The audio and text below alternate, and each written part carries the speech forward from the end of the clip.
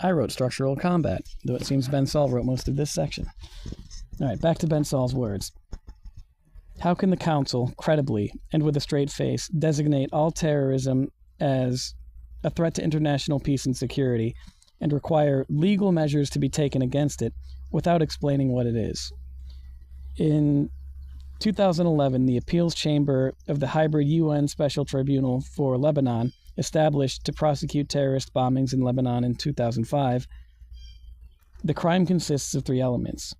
1, the perpetration of a criminal act such as murder, kidnapping, hostage-taking, arson, and so on, or threatening such an act. 2, the intent to spread fear among the population, which would generally entail the creation of public danger, or directly or indirectly coerce a national or international authority to take some action, or to refrain from taking it. And 3, when the act involves a transnational element.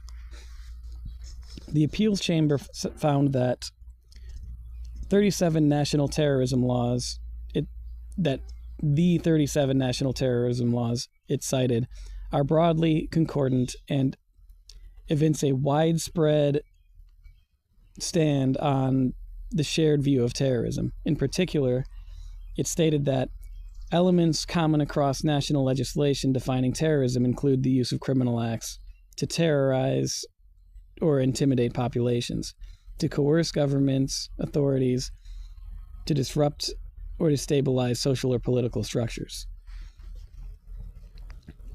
Legal concepts of terrorism brings risks too.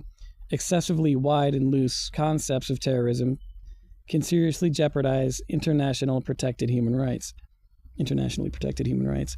The absolutist politics of state survival and national security frequently taint the drafting and use of terrorism laws. Once the wide special powers and offenses that attach to a definition and the absence of degradation of ordinary safeguards are even more dangerous to human rights. Terrorism laws make most sense when protecting a democracy from violent adversaries, and less sense when they shield authoritarian states from those who regularly resist it. International agreement on terrorism is a diverse community of states. In a diverse community of states is so difficult for this reason. Most minimally agree that the instrumental political killing of civilians in peacetime is terrorism. Beyond that, terrorism remains contested terrain, and there remains an urgent need for the international community to precisely define it. And then we will go to my notes.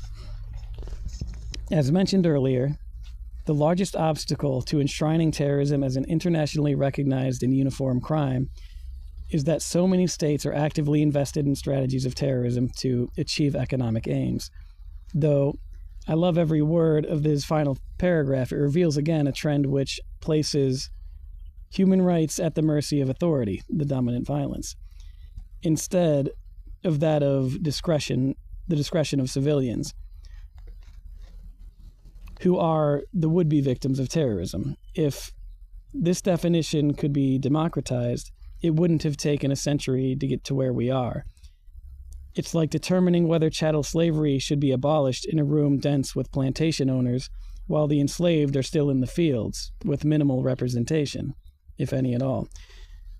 We are asking states who see terrorism as a business opportunity to disavow their strategy and its spoils. Don't expect terrorist states to make their own business strategy illegal. A humanitarian definition of the crime of terrorism should ruffle the feathers of imperialist states.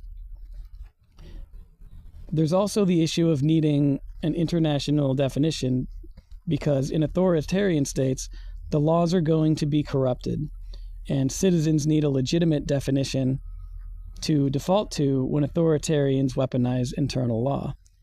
There's a term, Irish democracy, which to oversimplify, is a strategy of the general public to ignore unjust laws.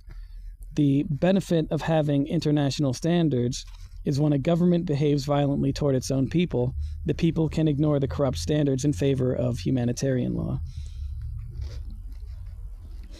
At this point, until there is an internationally... Actually, I'll do this one next. That'll just be the next little chapter.